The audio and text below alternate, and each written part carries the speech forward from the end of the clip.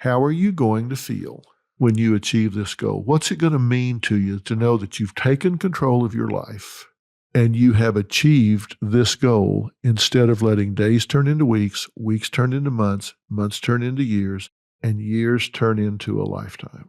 Write down how you're going to feel. You're going to feel proud. You're going to feel fulfilled. You're going to feel excited. You're going to feel energized. You're going to feel like you have a second chance. You're going to feel like you've set a great example for your kids. How are you going to feel?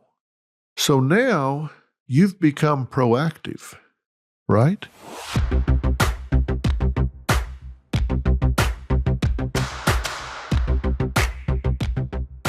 It's Dr. Phil, and we've been talking about how you can improve the way you live your life. I don't care how good your life is. I don't care how well you think it's going. Everybody, including me, can improve on how your life is working. Now, I say that because having done Living by Design 1 through 7, I have reminded myself of all the things that I've studied, all the things that I have researched and distilled into the 16 points in the playbook for winning in this life. And it has really refreshed me on the things that I feel very strongly about. I'll bet you I have learned as much from the first 7 parts of Living by Design as you have.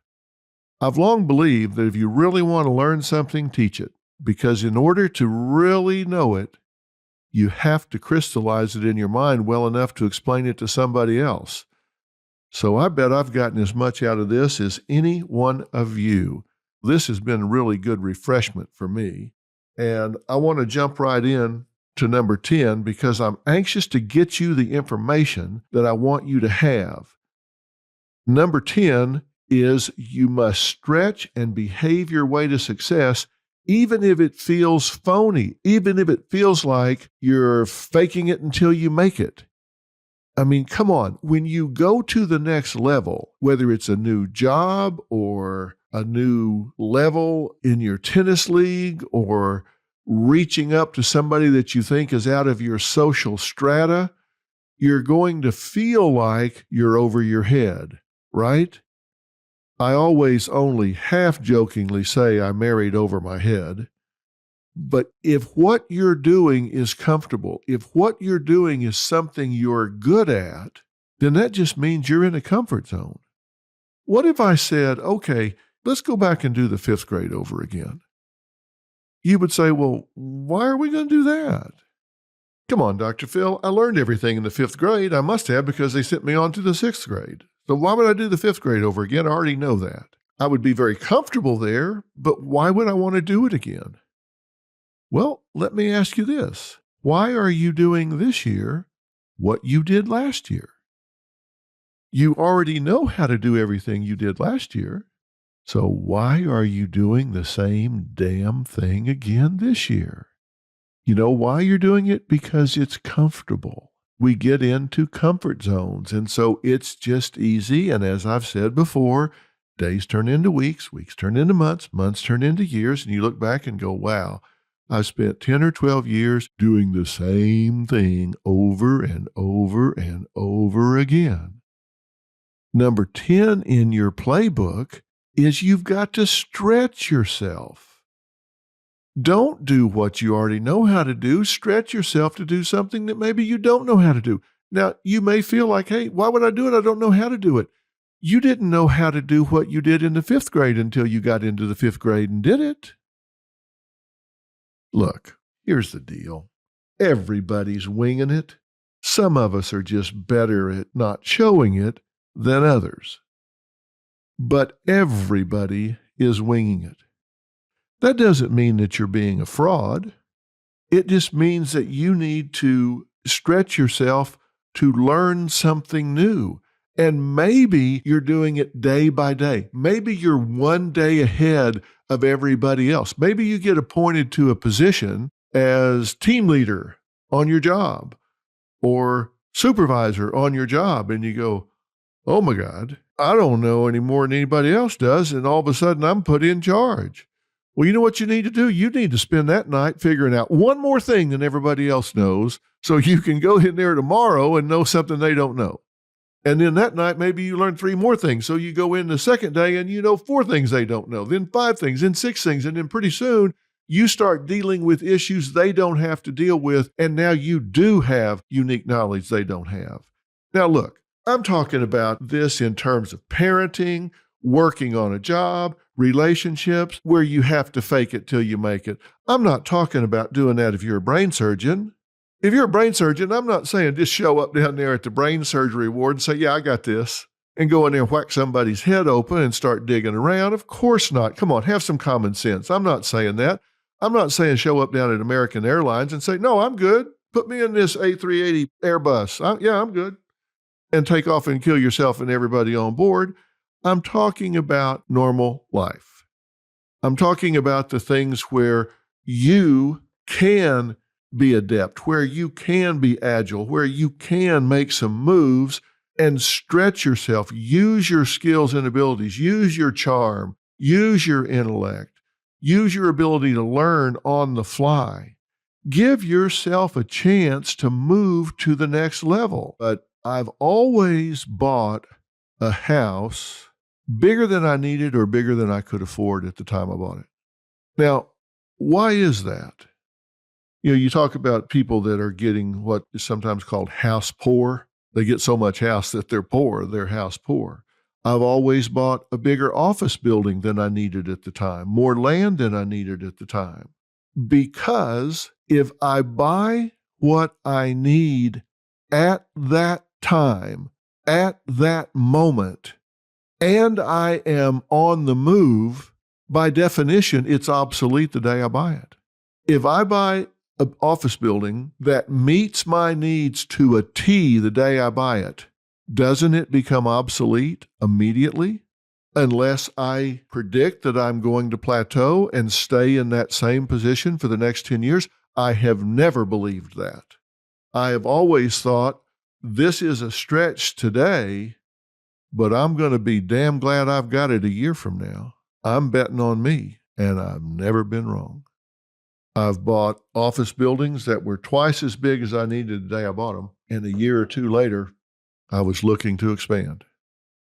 I've always planned that I was going to stretch to the next level, that I was going to aspire to a bigger degree, to a higher degree, to more success than I was experiencing at the time, because I know 2 things. Number 1, I believe in myself, and number 2, I'm willing to stretch. When I went on to the Paramount lot, I could have taken X number of square feet in the May West building. Instead, I took the entire first floor because I didn't plan to do one television show. 5 years ago, we produced 1,000 episodes of television across 5 different television shows.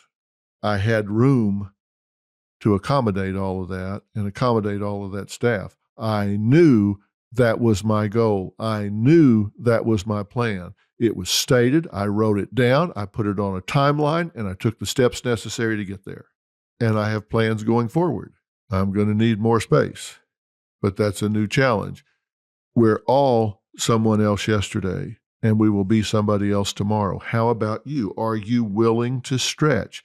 Now, I'm not saying be reckless. I mean, come on. You don't want to go out there and put your family in jeopardy by some pie in the sky. I'm going to buy a yacht. I'm going to get an airplane. I'm going to get some mansion on a hill that if you get so much as a head cold or miss one day, you go bankrupt.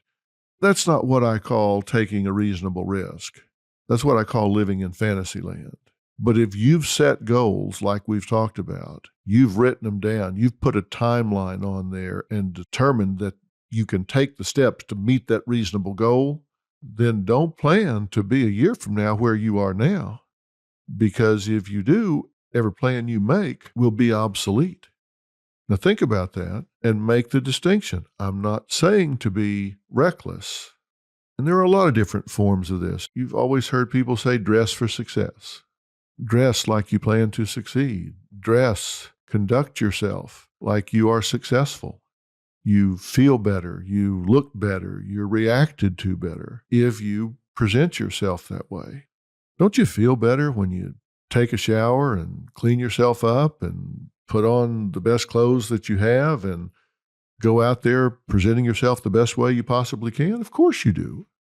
You cannot let fear of failure hold you back. Number 11, you must always keep your options open.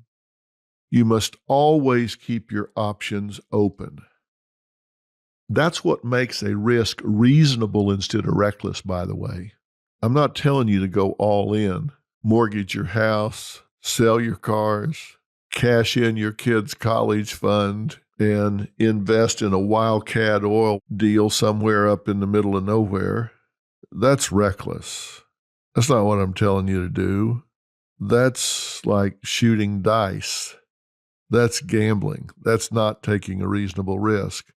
You must always keep your options open. And let me tell you how that works, because this is an important element of your playbook. Winners are smart enough not to deal in ultimatums, take rigid positions, and not leave themselves a way out. Winners are smart enough not to deal in ultimatums, take rigid positions, and not leave whoever they're dealing with a way out. Winners are smart enough to say, whatever I'm doing, whether it's with parenting my children, partnering with the person that is my significant other, negotiating with my boss, whatever, I have to leave them a face-saving way out if I expect to win. If you're negotiating with your kids, maybe it's a teenager, and the only possible way for you to win is for them to completely fold up their tent and say, they're wrong, they're idiots, you're the wizard that knows everything in the world, so they're going to do exactly what you said, and they're sorry they ever even thought of it. You got a long road ahead of you, because that just ain't going to happen. If you want to win and get your teenager to comply with something that you want them to do, you've got to give them a face-saving way out. You've got to give them a way where it's easy for them to not do what they wanted to do and to do what you want them to do. That means you've got to figure a way to get this handled without them saying, yes, you're right and I'm wrong. I mean, you're crushing their ego when you do that. You can't deal with ultimatums. If you say to your teenager, all right, you're grounded for life and you're never getting your driver's license back. Well, you know the problem with that? What are you going to do next? You've just grounded them for life. What are you going to do now? Ground them in the afterlife? You have nowhere to go. And you've used the word never. You're never getting your driver's license back. So at 42, they're going to be sitting at home saying, oh, my dad's got my driver's license. I'm never getting it back. Come on. You've got to stop and think. You don't deal in ultimatums. You don't take rigid positions. You have to leave yourself and others a face-saving way out. If you're dealing with people in your life, maybe it's at work, maybe it's in your social life, maybe it's in the PTA at school, maybe it's your in-laws, maybe it's your brothers or sisters. Even if you in your mind are done, I mean, you're done. Like, okay, that tears it. I'm done. Do they need to know that?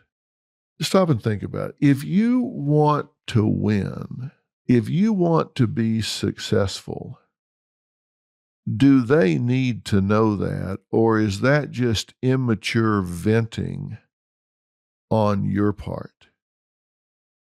I can promise you, I have laughed with people that have screwed me over and have no idea I know, because they don't need to know, and I don't need for them to know. I don't telegraph everything I know. I let people know things when they need to know it and when I need for them to know it. More often than not, They don't need to know it, and I don't need for them to know it. So even if I'm done with somebody, I don't have to telegraph that to them, because when I take a rigid ultimatum, final position, and I give it away to the person that is the focus of that, I give up my leverage. Winners never give up their leverage. They never give up their leverage. Never, ever. I can tell you there are hundreds of people in my life that would be shocked to know how I feel about them. They'd be shocked. And you think, well, so Dr. Phil, are you being phony with people? I'm not being phony with people. Remember what I said? Always be in investigative mode and keep your plans what? Close to the vest. Why do I need people to know what I'm thinking or feeling? How does that benefit me? If there's somebody that talks behind my back, the important thing is that I know it. It is not important or even helpful to me if they know I know. In fact, it's better, it is more helpful for me if they don't know I know. That's valuable to me. I've said this is a game, and I've said it's chess, not checkers. And you may think, well, you're talking about playing games.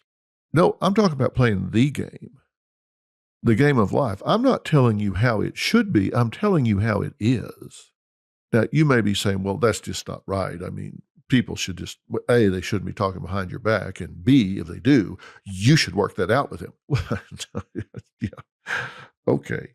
You're talking about how the world should work, and I'm talking about how it does work. You must always master the system and figure a way to make it work for you. Now, this is really important.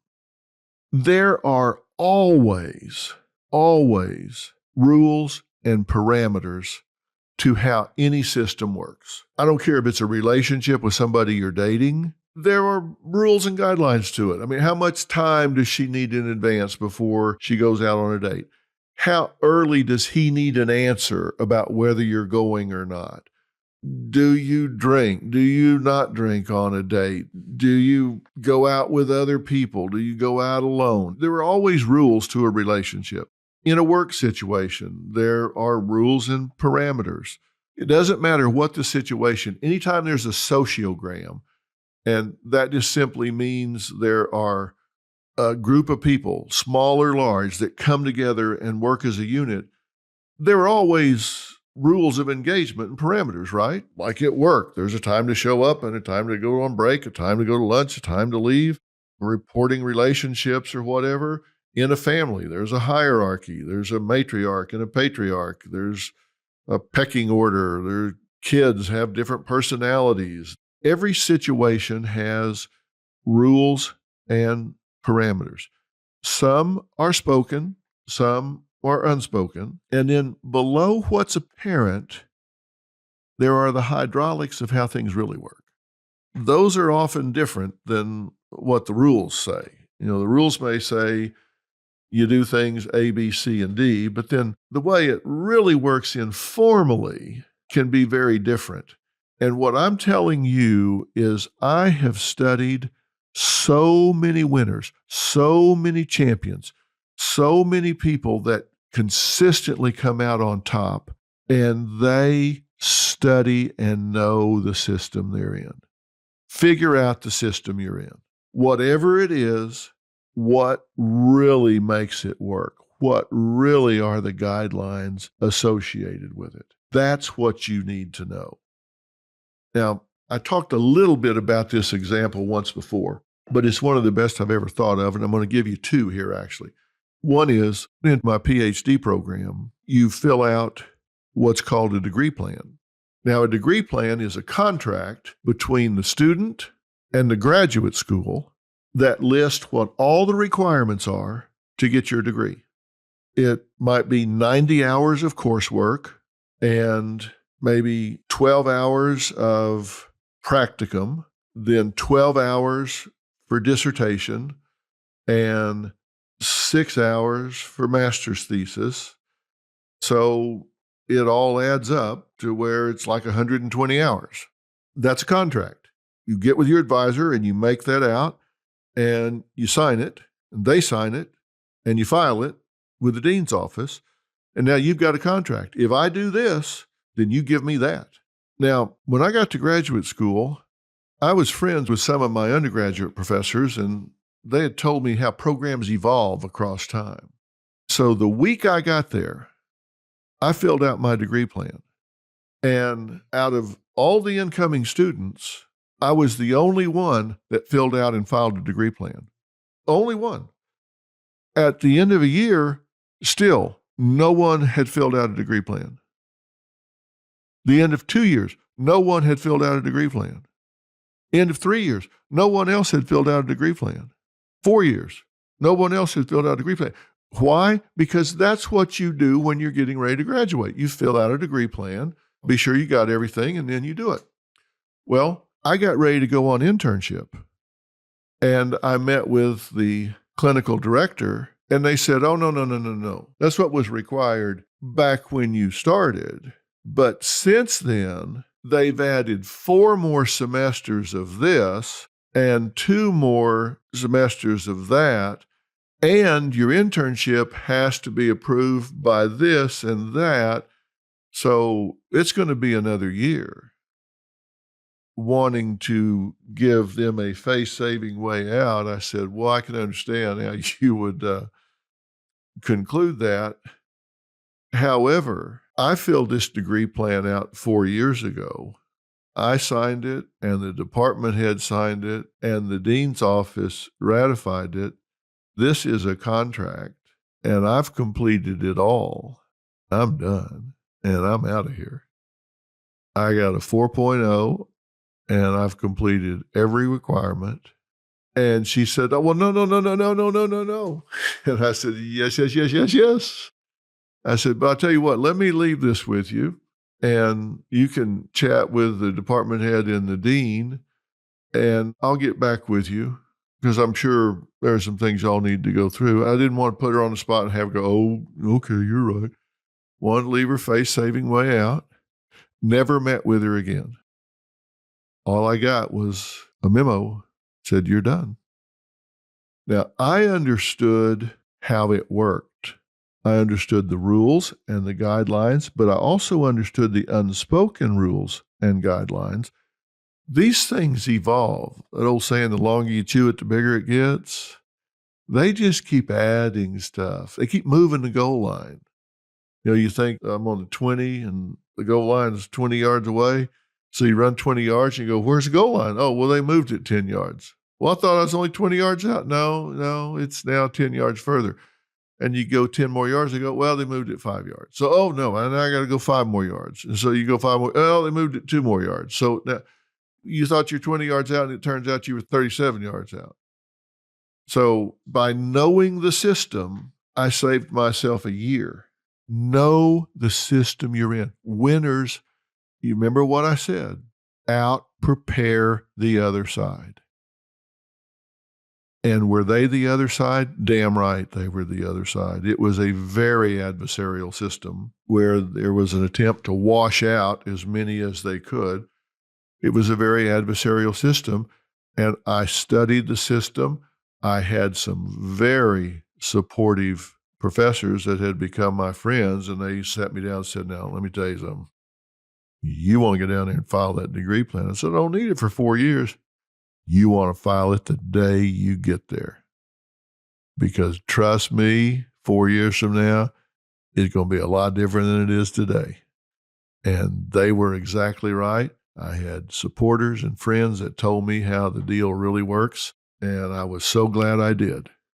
Know the system. It can save you time and money and make you a winner. I was out an average of 3 years earlier than all of my fellow students. 3 years earlier. Now, I'll give you another example. I've been a pilot since I was a teenager, and I had a great flight instructor. One thing you learn is when you're a student pilot, the system is afraid of you because they know you're greener than a parrot's ass. I mean, they know there's no telling what this person can do. They're a student pilot, which means they've got like almost no time. So you pull into an area that's really congested. I mean, you pull into Dallas, Fort Worth, or Houston Hobby, or LaGuardia, or somewhere.